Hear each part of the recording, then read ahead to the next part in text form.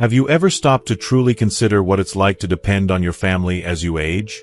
Is family the sanctuary we all hope it to be, or can it sometimes introduce unforeseen difficulties? This is a question that countless seniors grapple with. Opting to live with their children or leaning on in-laws might appear to be a practical solution, but it often conceals emotional and physical challenges that aren't immediately apparent. If you're approaching retirement or are already enjoying your golden years, it's crucial to understand the realities of family dynamics and aging.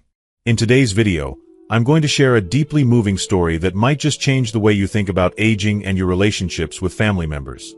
You'll discover why depending solely on your children or in-laws for support may not always be the wisest choice. Instead, maintaining your independence could be the key to a more fulfilling and healthier life as you grow older.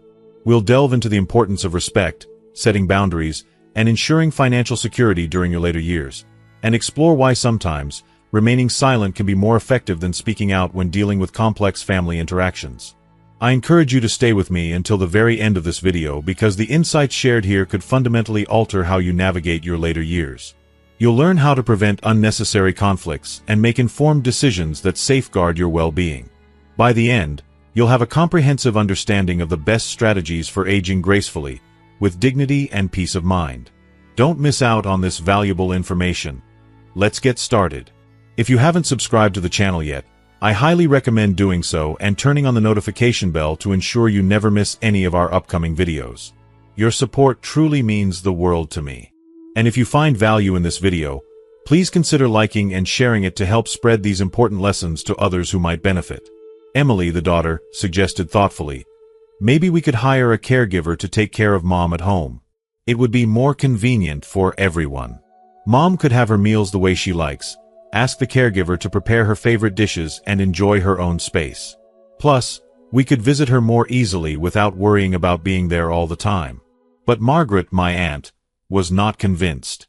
She didn't like the idea of moving into a nursing home, but she wasn't comfortable with having a stranger in her house either.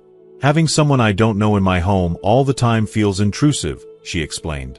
She also feared that if she were to fall ill, the caregiver might not treat her well. Margaret had come across numerous reports online about elderly individuals being mistreated by their caregivers, and the thought of it deeply unsettled her. Eventually, Emily proposed another solution. "All right," she said with a sigh, "let's try something else. How about my brother, Peter, and I take turns caring for you? You can stay with each of us for a year at a time." Margaret considered this option and decided it was worth a try. The thought of being around her grandchildren and enjoying the lively atmosphere of a family home appealed to her. "If I live with you," Margaret told her children, "I won't just sit around and be a burden. I have my retirement savings, around $1,500 a month, and I'll give it all to you. Why keep so much money for myself when I can help you?" Peter, however, seemed hesitant. He knew his wife, Lisa, wasn't always accommodating when it came to family matters. Feeling uncertain, he called Lisa to get her opinion. To Margaret's surprise, Lisa agreed right away without any hesitation. This quick approval caught Margaret off guard. She couldn't help but wonder if Lisa's sudden agreement had something to do with her pension. Could it be that Lisa's attitude changed because she saw the money? Margaret mused silently. Despite her doubts, Margaret moved in with Peter and Lisa, hoping for the best. She told herself that since she was contributing her entire pension to the household, her living expenses wouldn't be a burden. She believed that this financial arrangement would make things smoother, and perhaps even improve her relationship with Lisa over time. For Margaret, this seemed like a fresh start, an opportunity to be close to her family and spend more time with her grandchildren. Little did she know, her journey was about to take an unexpected turn. However, it didn't take long for Margaret to regret her decision. She confided later that living at her son Peter's house felt like each day stretched into a year. From the moment she arrived, her daughter-in-law, Lisa, insisted on taking full control of Margaret's pension card. Margaret didn't think much of it at first, assuming it was a way to simplify household budgeting. But as time went on, she realized it was just the beginning of her difficulties. Peter's house had 3 bedrooms, one for Peter and Lisa, and 2 for their children, Nathan and Emma. There was no spare room for Margaret, so she was relegated to the living room. She had to sleep on the old worn-out sofa, which left her back aching each morning. During the day, She was expected to pack up her bedding and store it on the balcony, making space for the family to use the living room. Only after everyone had gone to bed could Margaret lie down again. But even then, her sleep was constantly interrupted. Whenever someone went to the bathroom or passed through the hallway, she was startled awake. The lack of privacy and rest was hard enough, but Lisa's frugality made things even worse. Lisa rarely bought groceries in sufficient quantities, and when she did, she rationed everything. Margaret noticed that when Lisa cooked, the better cuts of meat always went to the children. "The kids need to eat well, they're growing," Lisa would say. "Adults can make do with more vegetables." Even fruit was carefully stored away in Lisa's bedroom, out of reach for Margaret. Despite contributing her entire pension, Margaret felt as though she was treated as a burden rather than part of the family. "She's so stingy," Margaret lamented to herself. "I've handed over everything I have, even my pension, and yet she won't spend a dime to make life comfortable for me. They're probably using all my money for themselves." Margaret tried to endure the situation in silence. Confrontation wasn't her style, and she didn't want to create tension between Peter and Lisa. But her patience was tested one afternoon when she overheard a conversation that shattered her already fragile sense of peace. With little to do during the day, Margaret often went outside to chat with neighbors to pass the time. On this particular day, she returned home earlier than usual and stopped short just outside the door. She could hear Lisa and Peter talking inside, their voices carrying through the thin walls. Lisa was speaking in a sharp tone. "Margaret's eating habits are costing us a fortune," she complained. "Sure, it doesn't take much bread or meat to feed us normally, but since she moved in, I've had to buy extra groceries every single week. Your mom eats like she's feeding an army. Honestly, one of her meals is like 2 of mine." If you are still watching this video and find these lessons useful, please comment 1 below to let me know that you are still here with me. Peter, ever the peacekeeper, stayed silent, likely too afraid to argue with his wife. Margaret stood frozen at the door, her heart sinking with every word. She had given her son and his wife everything she had, including her dignity, and yet they were treating her like an inconvenience, a financial burden. That night, Margaret lay awake on the sofa, replaying the hurtful conversation in her mind. "I raised my children with love and sacrifice," she thought bitterly, "but now, I'm treated like this? How could my Ewan sit there and say nothing while his wife spoke about me that way?" For Margaret, the dream of living with her family had turned into a nightmare. And though she didn't yet have a plan, she knew she couldn't continue living this way. Hearing those hurtful words felt like a knife to Margaret's heart. She wanted to burst into the room and confront Peter and Lisa, to demand an explanation for how they could talk about her that way. But she held back, biting her tongue and swallowing her anger. She knew that any confrontation would only make things worse. That night, Margaret lay on the lumpy sofa, unable to sleep. The bitterness and sadness weighed heavily on her mind. "I raised my children with love and care," she thought, tears welling up in her eyes. "How did it come to this? How could they be so ungrateful?" The next morning, Peter approached Margaret hesitantly, with Lisa standing silently behind him.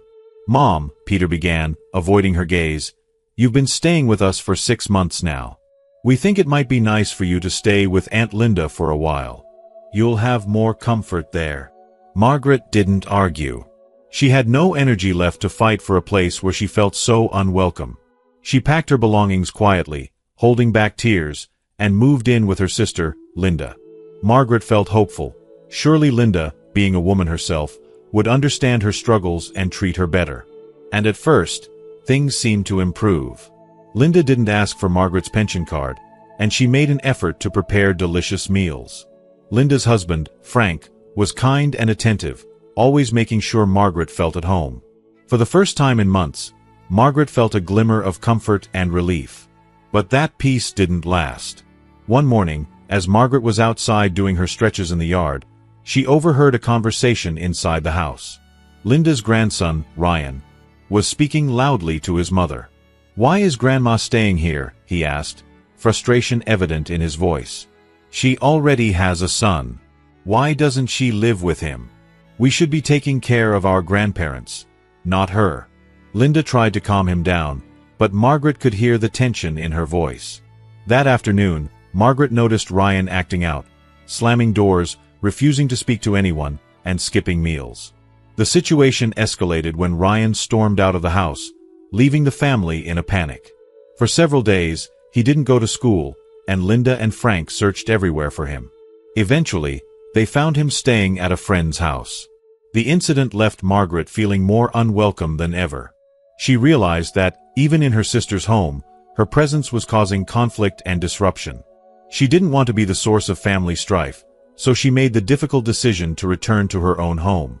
When Margaret finally stepped through the door of her small, quiet house, a wave of exhaustion and relief washed over her. She sank into her favorite chair and thought about everything she had been through. In the end, she reflected, this is where I belong. My house, no matter how humble, is truly my home. My children's houses, or anyone else's, will never feel the same. Margaret's story raises important questions. How should we plan for our later years? How can we maintain our dignity and independence while navigating the challenges of aging? To my dear audience, if you've ever found yourself in a similar situation, remember this. When a daughter-in-law or son-in-law fails to respect you, don't rush to retaliate or try to win their favor. Instead, focus on these 4 essential principles to protect your well-being. Maintain your independence. Don't rely entirely on your children or in-laws for support. Instead, prioritize your financial security and self-reliance. Choose silence over confrontation. Arguments can escalate conflicts. Sometimes, staying quiet is the most powerful way to handle disrespect. Save for yourself. Keep a portion of your savings untouched. Financial independence gives you options, whether that's hiring a caregiver or choosing alternative living arrangements. Respect yourself first. Value your own dignity and peace of mind. If staying in someone else's home comes at the cost of your self-respect, it's better to return to a place where you can live on your terms. What about you? When you imagine your later years, how do you see yourself aging? Would you rely on family, or would you take steps to maintain your independence? Share your thoughts in the comments below. Your experiences and insights might inspire someone else to make better decisions about their future. Every family comes with its own set of challenges, and the relationships between parents and their children are often shaped by deep, unshakable bonds. Even when disagreements arise, there's usually a foundation of love and care that keeps families together. However, the dynamics change significantly when it comes to relationships with daughters-in-law and sons-in-law. Unlike the unconditional connection between parents and their children, these relationships can be fragile, often influenced by differing perspectives, personalities, and circumstances. Conflicts with in-laws can sometimes spiral into bigger issues, even threatening the stability of marriages. Many older parents, concerned about their care in their later years and wanting to maintain peace in their children's households, go out of their way to please their daughters-in-law or sons-in-law, hoping to avoid confrontation. As the saying goes, the hearts of parents are truly selfless, but sadly, this goodwill is not always reciprocated. In some cases, it can even lead to in-laws becoming overly controlling or selfish, exploiting the parents' vulnerability. On the other hand, some seniors, frustrated by a lack of respect, react with anger and distance themselves from their daughters-in-law or sons-in-law entirely. This often results in strained family dynamics and heightened tensions. The challenge lies in finding a middle ground, responding wisely and calmly instead of acting on impulse. Regardless of age, it's crucial to think long-term and avoid making extreme decisions based on temporary emotions. If you're navigating a difficult relationship with your in-laws, these 4 principles can help you maintain your dignity and peace of mind. 1. Avoid relying entirely on your children for care. As we navigate the later stages of life, one of the most challenging yet profoundly necessary truths to accept is the importance of maintaining independence, both emotional and physical. While the natural inclination may be to turn to our children for support as we age, relying entirely on them, or worse, their spouses, can often lead to unintended heartache.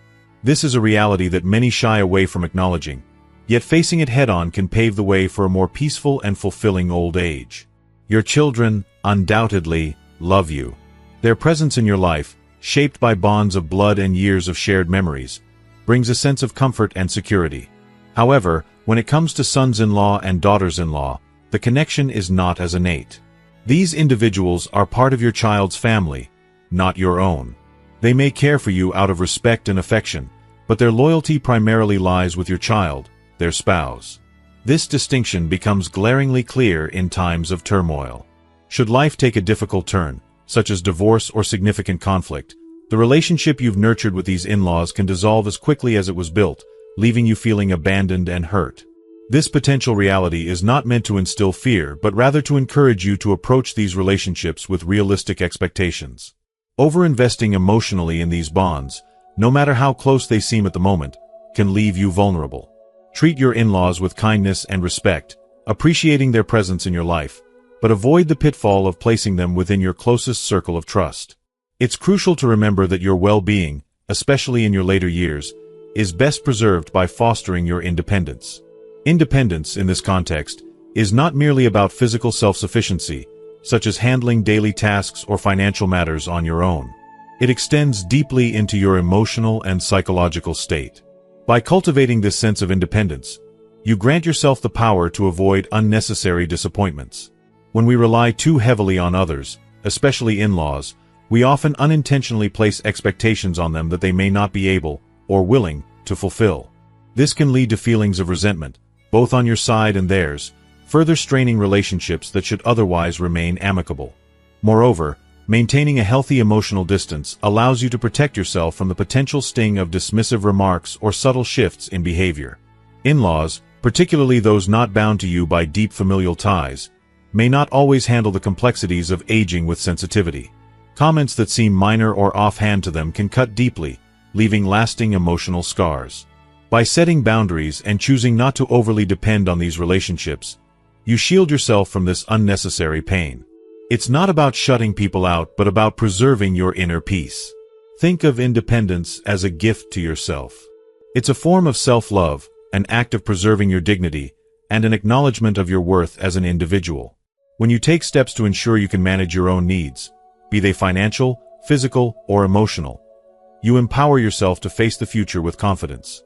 You also free your children from the heavy burden of feeling solely responsible for your well-being, allowing them to support you out of genuine love rather than obligation. This creates healthier, more harmonious relationships. If you are still watching this video and find these lessons useful, please comment 2 below to let me know that you are still here with me. In practical terms, this might mean planning for professional caregiving services, exploring community resources for seniors, or even preparing financially for the possibility of living independently. It could also mean building a robust social circle that includes friends and peers who understand the challenges of aging, rather than solely relying on family members. Surrounding yourself with a diverse support system can make all the difference in how you experience the later chapters of life. Ultimately, the goal is to create a life where you feel secure, respected, and in control. Independence doesn't mean isolation. It's about striking a balance that allows you to cherish the relationships in your life without becoming overly dependent on them. By setting boundaries with grace and clarity, you not only protect your emotional well-being but also foster a sense of freedom that can lead to a happier and more fulfilling old age. In doing so, you give yourself, and your loved ones, the priceless gift of peace. 2. Embrace silence over arguments. When respect dissolves, disagreements often turn into battles laced with venom, words intended not to resolve but to wound, to provoke, to strip away dignity. This harsh reality is especially painful for grandparents who, in an act of selfless love, move into their children's homes to help care for their grandchildren. What begins as a gesture of support can quickly entangle them in the web of family tensions, where unspoken resentments and subtle slights simmer beneath the surface. In these moments, it's crucial to remember an age-old truth. A mad dog may bite you once, but will you chase it and let it bite you again? Engaging in futile arguments with those who disregard your worth only leads to more wounds and more sorrow. There is an undeniable power in silence, a quiet defiance that speaks louder than any shouted words. The wisdom of the adage, "Silence is golden, speaking is silver," reminds us that restraint is not a weakness but a shield against chaos. Silence in the face of conflict is not about submission but about choosing peace over pride. It diffuses the heat of the moment, creating space for reflection and preventing arguments from spiraling into irreparable harm. A wall, after all, cannot be drawn into a quarrel. Eventually, even the most persistent voices grow weary of shouting at it. Over time, actions reveal truths more eloquently than heated exchanges ever could. By refusing to engage, you preserve your dignity, protect your inner peace, and avoid deepening divisions that might otherwise shatter relationships. The consequences of constant conflict are not yours alone to bear. When arguments erupt within the earshot of young, impressionable children, the damage can be far-reaching. The innocent bystanders to these clashes often internalize the turmoil, shaping their understanding of love, respect, and family dynamics in ways that may haunt them for years. A home filled with strife becomes a breeding ground for insecurity and fear. Children learn not what family should be but what it must never become. The cost of a single argument, when witnessed by a child, may echo across generations. Yet, as seasons change, so do people. Sons and daughters-in-law, often hardened by the weight of their struggles, may fail to recognize the quiet sacrifices of their elders. But time is a healer. By their 40s or beyond, many begin to see through softened eyes, their hearts touched by experience and maturity. The once prickly dynamics often give way to understanding, gratitude, and a newfound respect for the roles their parents or in-laws played. This transformation, however, cannot be rushed or forced through confrontation. It must grow naturally, nurtured by the soil of patience and the light of silent resilience. By choosing to stay silent in moments of disrespect, you are not surrendering. You are planting the seeds of peace, allowing time and understanding to heal what arguments can only inflame. You are preserving your energy for what truly matters: your peace of mind, your emotional well-being, and the enduring bonds of family that can be repaired, given enough space to breathe. Silence is not just golden. It is a lifeline, a testament to your strength, and a pathway to a future where harmony might still take root. 3. Avoid gossiping about family conflicts. It's a human instinct to seek an outlet when you're feeling hurt, disrespected, or burdened by family conflicts. For many older parents, the frustration of being misunderstood or mistreated can lead them to vent to neighbors, friends, or acquaintances about their daughters-in-law or sons-in-law.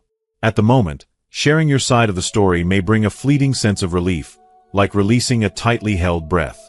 However, what begins as an attempt to find comfort often spirals into unintended consequences. Words, once spoken, can transform into wildfire, spreading beyond your control, twisting into distorted versions of your truth, and eventually reaching the very people you were venting about, creating even deeper rifts and misunderstandings. Imagine the pain of seeing your private frustrations turned into public gossip, with each retelling further eroding trust and harmony within your family. The intimate details of your struggles are no longer yours alone but have become fodder for the opinions, judgments, and criticisms of others. The damage caused by this ripple effect can be profound, tainting relationships, and leaving you isolated in a web of regret and unresolved emotions. It's vital to remember that your perspective is just one piece of a larger puzzle. In the heat of emotion, it's easy to see only your hurt, to focus on your sacrifices and the ways you feel wronged. But as an old saying goes, every story has two sides, and neither is entirely the truth. Sharing grievances publicly doesn't resolve conflict. It amplifies it, often at the expense of your family's reputation and your peace of mind. Instead of venting to others, turn inward. Practice the difficult but transformative art of self-reflection. Ask yourself hard questions. Have I contributed to this conflict in any way?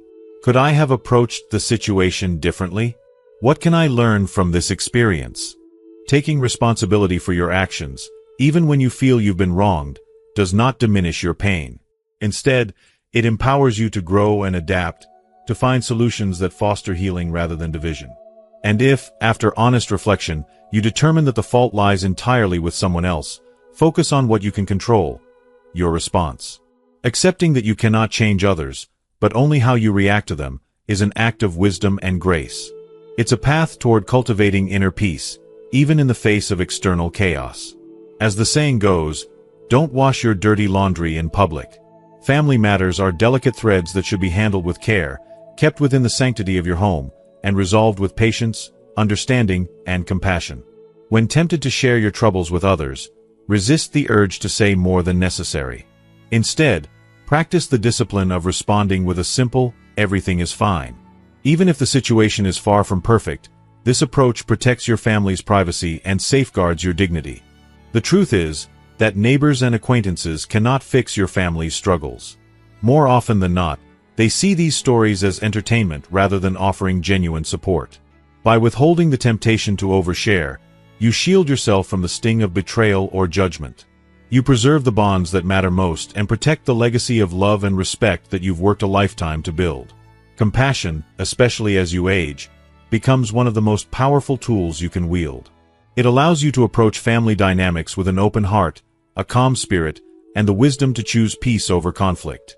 By nurturing a habit of grace and discretion, you not only enhance your relationships but also discover a deeper sense of fulfillment and tranquility within yourself. In doing so, you embody the true essence of resilience, quietly strong, deeply reflective, and unwaveringly dignified. The reality of relying on children for care. When your daughters-in-law or sons-in-law do not show you respect, relying on your children for care in your later years can bring more challenges than solutions. While your children may have good intentions, their ability to act on them is often influenced by their spouses. A supportive spouse can make all the difference, but when the opposite is true, children may abandon their plans to help, choosing instead to maintain harmony in their marriage. If you are still watching this video and find these lessons useful, please comment 3 below to let me know that you are still here with me. This reality reflects a simple truth. A couple's bond often takes precedence over the parent-child relationship, especially as years go by. As time spent living with parents becomes less frequent and time spent with a spouse increases, the balance shifts. Most children will prioritize their marital relationship to preserve their family unit. Financial independence is key. One of the best ways to prepare for your later years is to save money wisely and consistently. Avoid spending all your savings or relying entirely on others for financial support. Set aside a portion of your income each month to ensure you can sustain yourself and your spouse comfortably. In addition to saving, focus on maintaining a harmonious partnership with your spouse. Support one another, prioritize your health, and take care of your own meals and household tasks as long as you are able. Physical and financial independence go hand in hand, giving you the freedom to make decisions about your care without feeling like a burden to others. If the time comes when you can no longer care for yourself, consider practical alternatives. Instead of enduring disrespect or discomfort in your children's homes, explore options like assisted living facilities or hiring a caregiver. While these choices might not align with traditional ideals, they often provide a safer and more dignified solution. The key is to ensure you have the financial resources to afford these alternatives. The 2 essentials for aging well: money and housing. As you plan for your future, prioritize securing 2 critical resources: money and housing. A stable financial foundation allows you to cover your needs without dependence on others, while having your own home provides a sense of security and belonging. Stock up on essentials and prepare for potential hardships. These proactive steps are far safer and more empowering than relying on children or in-laws for care.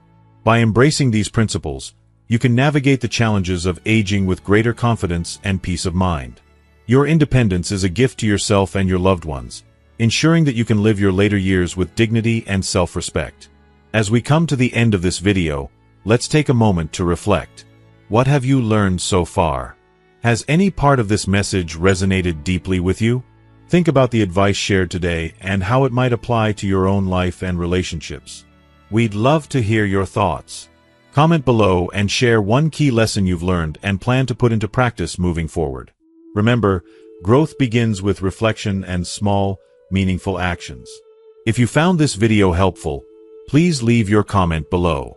Don't forget to like, share, and subscribe to our YouTube channel to stay updated with more content like this. Thank you for watching, and we'll see you in the next video.